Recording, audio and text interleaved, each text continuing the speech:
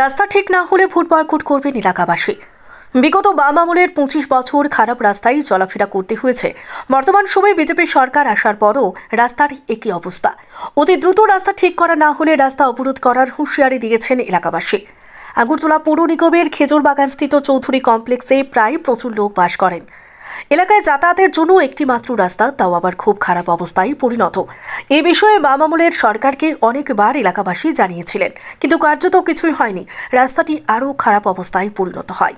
রাজ্যে 2018 সালের বিজেপি সরকার আসার পর এলাকাবাসীরা রাস্তা ঠিক করার জন্য পৌর নিগম সহ স্থানীয় নেতৃত্বকে জানিয়েছিলেন, কিন্তু এখনও পর্যন্ত রাস্তা ঠিক করার নামগন্ধ নেই।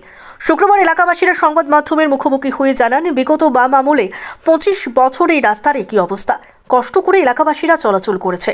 অতি দ্রুত যদি রাস্তা ঠিক করা না হয় তাহলে তারা ভোট বয়কট করবেন বলেও সংবাদ মাধ্যমকে জানান। এই হলো আমাদের মেন। তো আমরা অতটুকু চাইবো মাননীয় মেয়র কিংবা পুরমন্ত্রী বা মুখ্যমন্ত্রীর কাছে আমাদের আবেদন থাকবে, রাস্তাটিকে পুনরুদ্ধার করে এবং রাস্তাটিকে যাতে মানুষের চলাচলের ব্যবস্থা করে দেওয়া হয়। আমরা অ্যাটলিস্ট এটা চাই না যে আমাদের পিস করতে লাগবে, মানুষ চলাচল করতে পারে সেই উপযোগী যেন করে দেওয়া হয়। এটা আমাদের মেন অনুরোধ থাকবে।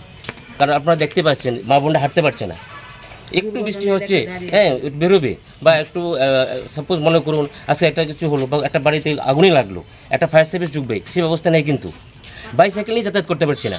আমি আমার গাড়ি রাস্তায় রেখে আসছি, বাইক অন্যরা কি করছে ওদের বাইক রেখে আসে সামনের বাড়িতে। মেন রোড থেকে আমাদের দূরত্ব 200 মিটার হবে না, এটাই বলছি। এটা প্রদীপে মানে কি বলে প্রদীপের নিচে অন্ধকার।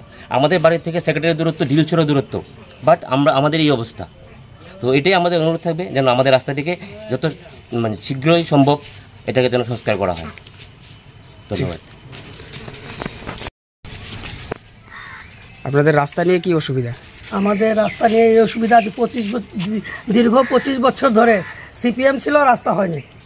এখন বিজেপি সরকারকে এনেছি আমরা অনেক পরিশ্রম করে, এখন আমাদের রাস্তা হয়নি।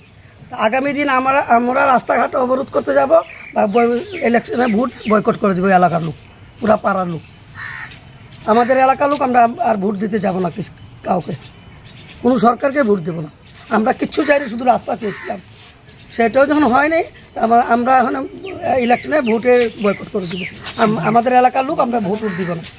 কিসের জন্য ভোট দিব? কি অসুবিধা হচ্ছে? আমাদের রাস্তার মধ্যে একটা অ্যাম্বুলেন্স ঢোকার মতো কোনো রাস্তা নাই, লোক যে হেঁটে যাবে তাও সম্ভব না। প্রায় দুর্ঘটনা হচ্ছে, বাইক নিয়ে ছেলেরা পড়ে যাচ্ছে, বাচ্চারা ব্যথা পাচ্ছে, স্কুল যেতে পারছে না। বাড়ির মধ্যে আমার মিউনিসিপ্যালিটি কর্পোরেশনের রাস্তা কেমন থাকেনি, কোনো এলাকাতে আসেনি। জঙ্গলে রাস্তাঘাট ভালো, এটা নিয়ে ভিআইপি এলাকা, এটা নিয়ে উন্নয়ন, এটা তো উন্নয়ন করে না। যার মধ্যে এলাকার মধ্যে মিউনিসিপ্যালিটি কর্পোরেশনের মধ্যে যদি রাস্তা না থাকে তাহলে এটা কেমন উন্নয়ন? এইটাই সরকারকে জানাতে চাই, আমাদের মুখ্যমন্ত্রী, প্রিয় মুখ্যমন্ত্রীকে জানাতে চাই, সবাইকে জানাতে চাই। আমাদের কাউন্সিলর আসেই নাই এলাকা, আমরা ইলেকশনে ভোটে পাস করেছি আর আসেই নেই, কোনো খোঁজ খবর নেয় না আমরা কি হালে আছি। এটাই আমার বক্তব্য। আগরতলা থেকে প্রবীর দেববর্মা রিপোর্ট, সত্যের খোঁজে 24 ঘন্টা।